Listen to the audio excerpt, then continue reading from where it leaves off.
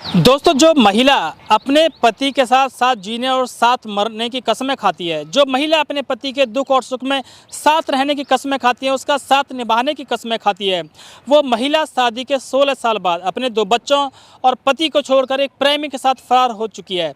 और इस महिला का पीछा करते हुए वो उसका पति भी उसके प्रेमी के घर पहुंच जाता है, लेकिन महिला और उसका प्रेमी उस व्यक्ति को धक्के मारकर बाहर निकाल देता है, उसकी पिटाई कर देते हैं। अब ये व्यक्ति इतना परेशान हो चुका है कि अपने बच्चों को खाना खिलाए तो कैसे खिलाए, अपने बच्चों के कपड़े धोए तो कैसे धोए। उसके बच्चे रात को अपनी माँ को याद करके रोते हैं, दिन में अपनी माँ को याद करके रोते हैं। एक हंसता खेलता परिवार भिखमंगा बन जाता है। उसके बच्चे खाने के लिए मोहल्ले में भीख मांगते हैं और तब जाकर उनका पेट भरता है। वो व्यक्ति अपना पेट भरने के लिए मोहल्ले में भीख मांगता है, तब जाकर उसे 2 रोटियां मिल पाती हैं।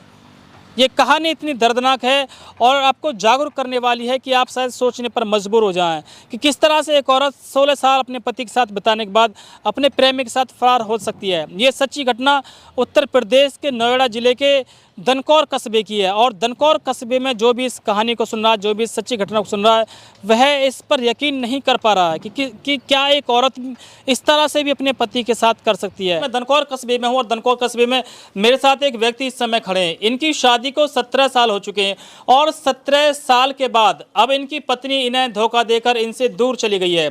मतलब इनके 2 बच्चे भी हैं, ये खुद भी हैं, और बच्चों की परवरिश किस तरह से की जाएगी, बच्चों को पढ़ाई लिखाई कैसे जाएगा, बच्चों के कपड़े कैसे धोए जाएंगे, बच्चों को खाना कैसे खिलाया जाएगा। अब ये व्यक्ति अपनी मजदूरी करेगा या बच्चों को खाने खिलाएगा या बच्चों की परवरिश करेगा, वो एक बड़ा मुद्दा बन चुका है। लेकिन ये पूरा मामला क्या है, इसके विस्तार से आज हम आपको जानकारी देंगे। मेरे साथ भैया नाम क्या है आपका? सफी मोहम्मद। सफी मोहम्मद नाम है आपका। दनकौर कस्बे में कब से रह रहे हो आप? 17 साल से रह रहे हैं जी। शादी कितने साल हो गए? शादी को हो गई जी, ऐसी हो गई 16 साल। 16 साल, मतलब दनकौर में आने के बाद आपकी शादी हुई थी? हाँ जी। कहाँ के रहने वाले हो? एटा के। तो 16 साल से आपकी पत्नी आपके साथ ही रह रही थी? हाँ जी, हमारे साथ ही रह रही थी। कितने बच्चे हैं आप पर? हम पे बच्चे हैं 2 और एक लड़की अब हुई है। मतलब 3 बच्चे हैं? हाँ।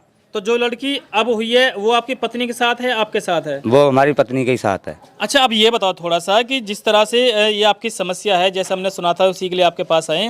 तो आपने बताया था कि आपकी पत्नी के किसी व्यक्ति से गलत संबंध है या क्या समस्या पूरी बताइए जरा। हाँ जी, राशिद से गलत संबंध थे। 4 साल से बोल रहा राशिद का, इससे हमारे 4 साल से संबंध है गलत। मतलब आप थोड़ी कहानी शुरू से बताइए। जो राशिद है वो कहाँ का रहने वाला है? वो जी बुलंदशहर का रहने वाला है। दनकौर में रहता है वो भी? वो जी दनकौर में रहता है। हम एक ही मकान में रहते थे, 2 कमरे थे, अलग वो किराए पर रहता, अलग मैं किराए पर रहता। मतलब आप दोनों ही किराए पर रह रहे थे? हाँ। तो आपके साथ किराए पर कितने साल से रह रहा? वो रहा है कम से कम 2-2.5 साल के करीब। 2-2.5 साल से? हाँ, 2-2.5 साल से रहा। उसके बाद में हमारी घरवाली को पोटा लिया, फसला लिया, बहला लिया, अपनी घरवाली को छोड़ आया अपने माँ पे घर, और फिर हमारी घरवाली से रहने लगा। हम जी जहाँ पे कमरा ले गए वो वहीं पहुँच जा गया। मतलब उसकी भी शादी हो चुकी है? हाँ जी, उसकी भी शादी हो चुकी है, उस पर भी 3 बालक हैं। तो जब आपको पता चला कि आपकी पत्नी से इसके कोई ना कोई संबंध है तो आपने कमरा चेंज किया था? हाँ जी, कमरा कई बार चेंज किया था। तो वो वहीं पहुँच जा गया। तो आपको पता था कि आपकी पत्नी की इन्हीं के साथ गलत संबंध है? हाँ जी, मुझे पता था। मना न करा कभी पत्नी से? मैंने बहुत मना किया। एक बार मुझे पिटवा भी दिया और एक बार मुझे थाने में पहुँचवा दिया, बंद करवा दिया। किसने? घरवाली ने। और अब उसके साथ कब से है?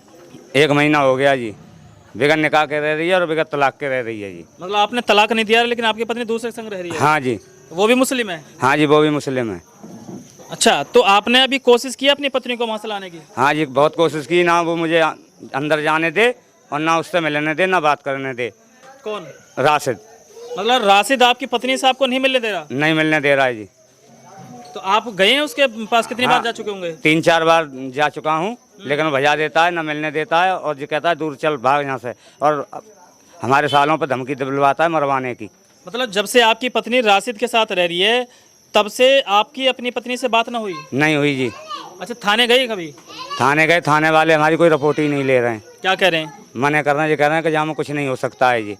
वो घरवाली है तेरी, किसी के साथ भी रह सकती है।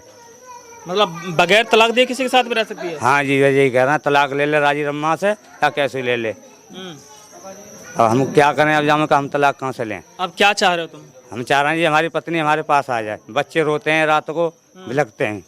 तो बच्चों का खाना पीना कौन बना रहा है? खाना पीना कोई नहीं, ऐसी मांग खा रहे हैं। मतलब मांगना पड़ गया पत्नी जाने के बाद? हाँ जी। आप भी इसी मोहल्ले के रहने वाले हो? हाँ, मैं इसी मोहल्ले का रहने वाला हूँ। अच्छा, क्या मामला है पूरा? ये पूरी तरह से नहीं समझ पा रहे हैं। मामला ये है कि ये एटा के रहने वाले हैं और ये यहाँ पे आके मजदूरी पुताई वगैरह कर रहे हैं और इसकी शादी भी हमारे सामने ही हुई है। शादी होने के बाद में घरवाली भी यहीं आके किराए पे रह रही है। बिल्कुल इनका सही माहौल चल रहा था। कोई लड़ाई झगड़ा कुछ भी नहीं था। 2-2.5 साल पहले ये राशिद बुलंदशहर से आया यहाँ पे, कोई वेल्डिंग काम करता है। ये भी शादीशुदा है, इसके भी 2-3 बच्चे हैं। अब जब मोहल्ले में होती है तो आवाज़ तो उठती है, आवाज़ उठी तो इसने मकान भी चेंज कर दिया, लेकिन राशिद इसका पीछा ही नहीं छोड़ रहा। कमज़ोर आदमी है राशिद के, थोड़े ताल्लुकात ठीक ठाक से हैं, जब चाहे जब इसे पिटवा दे। अब इसकी कंडीशन वो हो रही है, इसके बच्चे मोहल्ले में रोटी मांग मांग के खा रहे हैं।